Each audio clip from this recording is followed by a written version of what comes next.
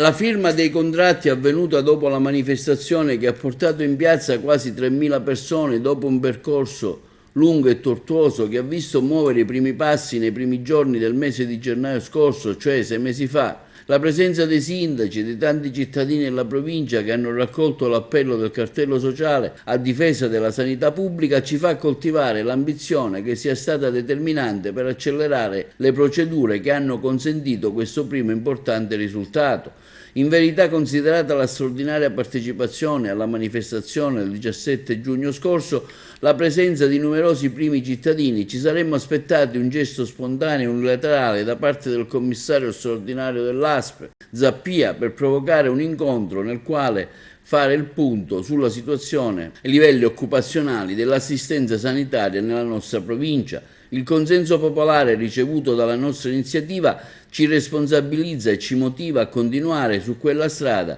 se dovesse servire a sollecitare decisioni che vanno nella stessa direzione della stabilizzazione appena avvenuta. Siamo pronti a scendere nuovamente in piazza anche ogni settimana. Al di là dei formalismi per dare i crismi dell'ufficialità alla convocazione di incontri tra vertici ASP e rappresentanti del cartello sociale, rimaniamo disponibili in qualunque momento a sederci intorno a un tavolo per un confronto costruttivo che consenta di fare intravedere orizzonti di speranza per il sistema di un futuro sanitario pubblico che sia in condizioni di garantire a tutti il diritto alla salute. Il confronto potrebbe essere estremamente utile e anche proficuo per dirimere questioni che a nostro avviso risultano fuorvianti rispetto alla vera posta in gioco. Ci riferiamo in particolare alla pubblicazione di un avviso per la gestione dei parcheggi nelle aree circostanti il San Giovanni di Dio, rispetto al quale ci aspettiamo un passo indietro e la conseguente revoca.